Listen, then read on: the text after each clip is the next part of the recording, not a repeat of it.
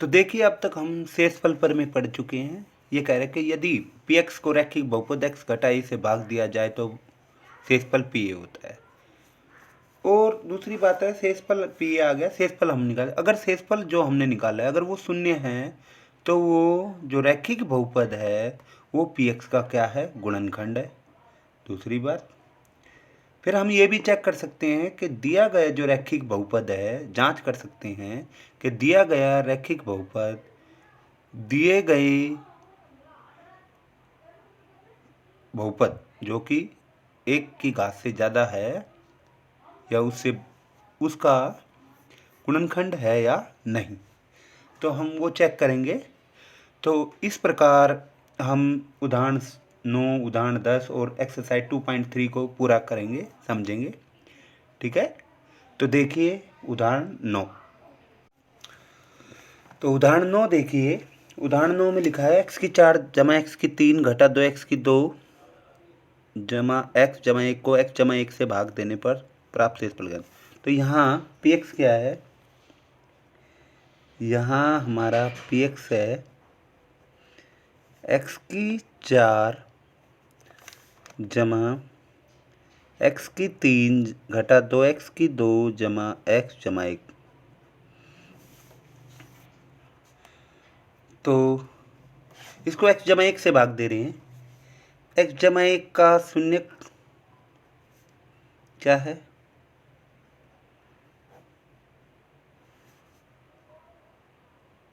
Sorry यहाँ question में x घटा 1 है, x घटा 1 है। तो x घटा 1 का शून्य क्या होगा, 1। x घटा 1 का शून्य क्या है, 1 है। तो इसलिए P1 तो शेषफल r बराबर P1 होगा। P1 क्या होगा, 1 की 4 1 की क्यूब घटा 2 1 का स्क्वायर प्लस 1 तो 1 जमा 1 घटा 2 जमा 1 बराबर 2। तो शेषफल पर में क्या करो, ठीक है। इसी तरह से उदाहरण 10 कह रहा है जांच कीजिए कि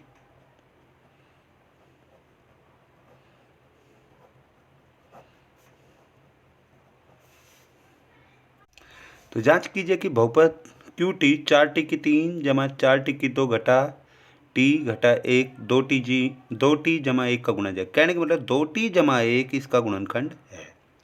बात वही है। तो क्यू टी दे रखा है, क्यू टी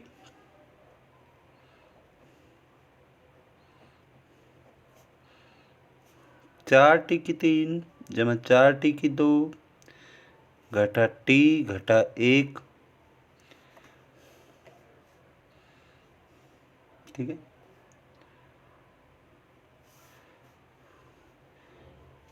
दो टी जमा 1 भाजक कौन है, 2t जमा 1 का शून्य क्या है,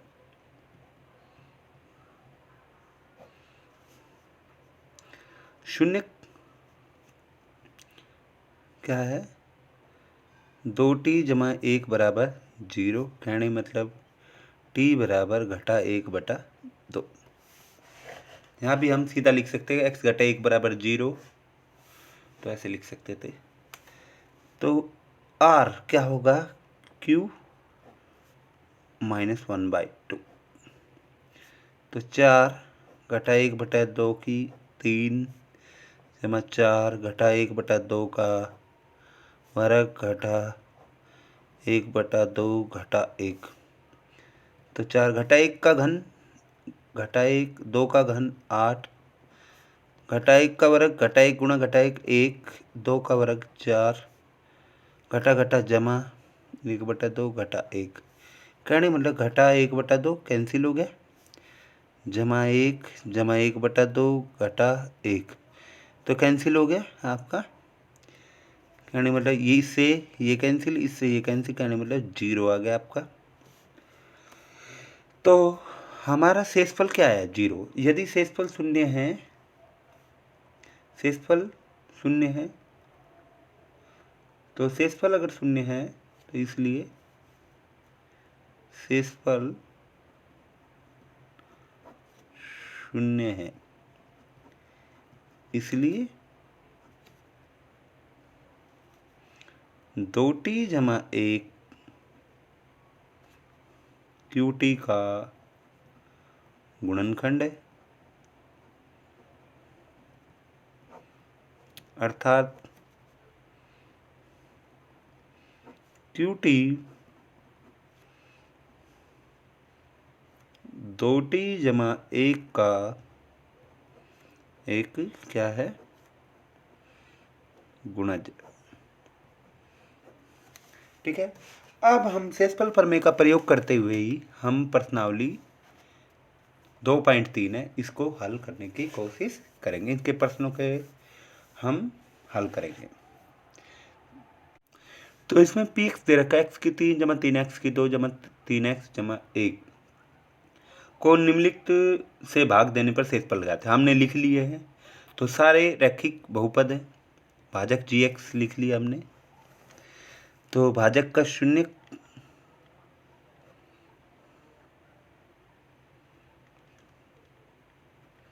क्या आया, हम निकालते हैं। इसका क्या आएगा, x जमा 1 बराबर 0, तो x क्या आएगा, घटा 1। x घटा 1/2 बराबर 0, तो x क्या आएगा, 1/2। इसको 0 को बराबर करते तो 0 ही आएगा।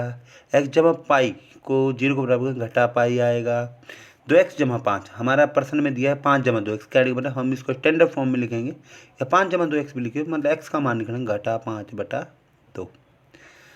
अब px तो हमारा ये दे रखा है, तो पी ए कहने का मतलब ए, ये हमारा ए था, तो पी आर बराबर क्या आएगा, पी ए।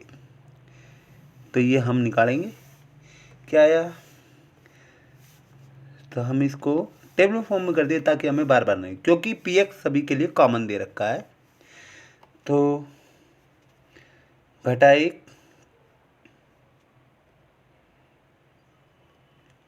का 3 जमा 3 घटा 1 की 2 जमा 3 घटा 1 जमा 1 घटा 1 जमा 3 घटा 3 जमा 1 करने वाले 0। 1/2 रखिए, 1/2 रखेंगे, 1/2 की 3 जमा 3 1/2 की 2 जमा 3 1/2 जमा 1 कहने का मतलब 1/8 जमा 3/4 जमा 3/2 जमा 1 कहने का मतलब हमारा 8 आ जाएगा बटे में। तो 1 जमा 6 जमा 12 जमा 8, तो कहने में 27/8।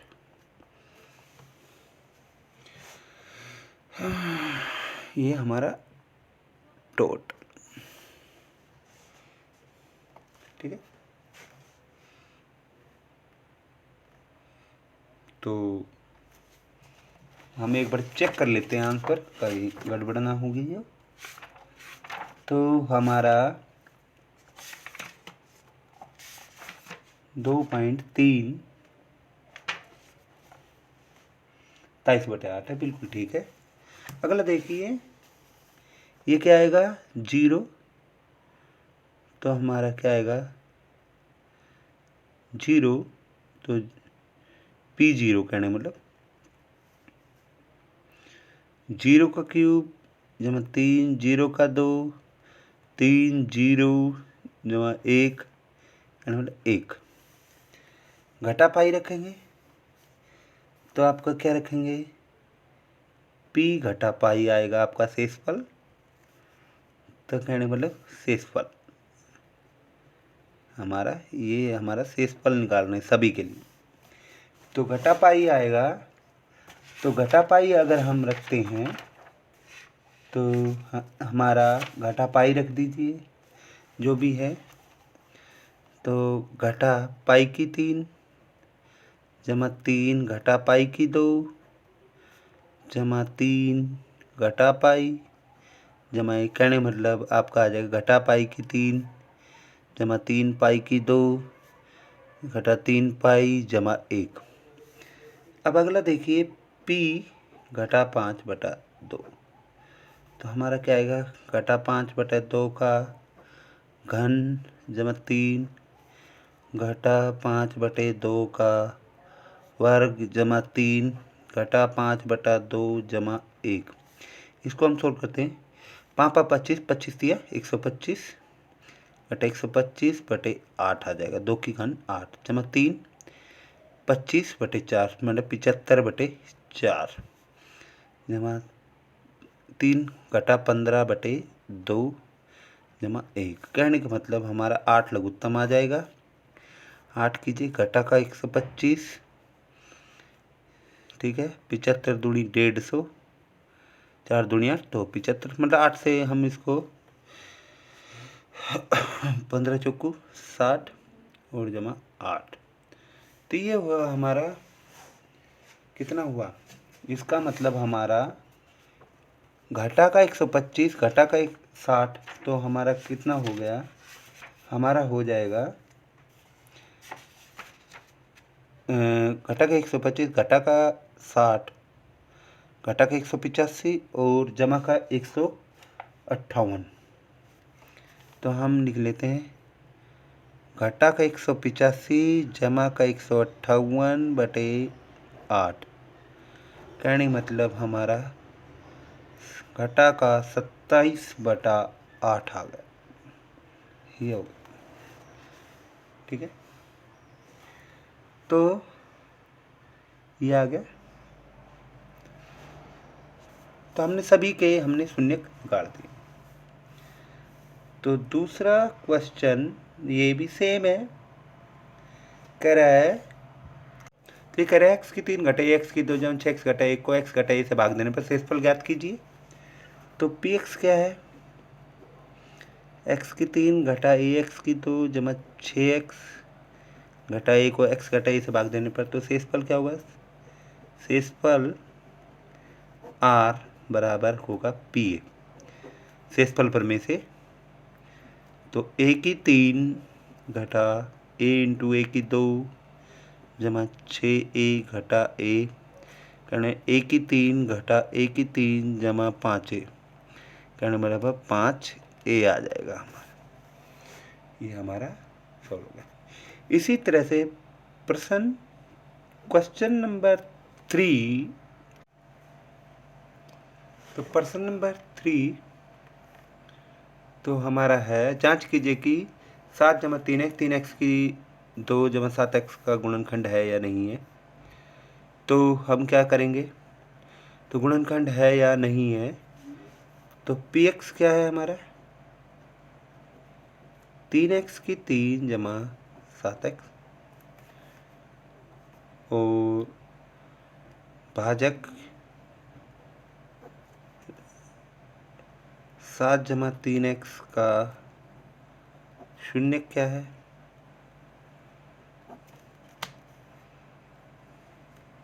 7 जमा 3x बराबर 0। कहने का मतलब x बराबर घटा का 7/3।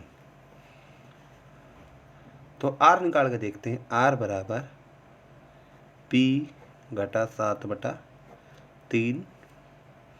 तो 3 घटा 7/3 की 3 7 गुणा घटा 7/3। तो आप कीजिए 3 7 7 49 7 9 63 343 कहने मतलब 343/27 मैंने घटा 49/3 3 निम 9 आ गए। कहने का मतलब आपका क्या आया, आपका आ गया घटा का 343/9 घटा का 49/3। कहने का मतलब बटे 9 घटा का 343 घटा 3, या आप इसको करेंगे 3 निम 23 3 हासिल 2 3 चौक 12 तो 14 147, तो आपका कितना आया -490, कहने का मतलब no that is not equal to 0। तो 7 जमा 3x से 3x की 3 जमा 7x का गुणनखंड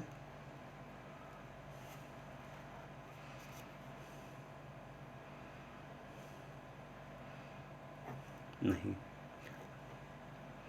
अगर हम कैलकुलेट करते हुए 0 आ जाता तो गुणनखंड है, कैलकुलेट करने से हमारा 0 नहीं आया तो गुणनखंड नहीं। तो थैंक यू। तो आप इन सभी क्वेश्चनों को नोटबुक में नोट करते रहे। मैं बार बार कहता हूँ, मैं दोबारा बिल्कुल नहीं कराऊंगा। तो आप प्लीज़, आपको कोई डाउट है तो आप सीधा पूछ सकते हैं, कोई दिक्कत नहीं होगी। आप बार बार पूछते भी रहिए, करते भी रहिए। Thank you.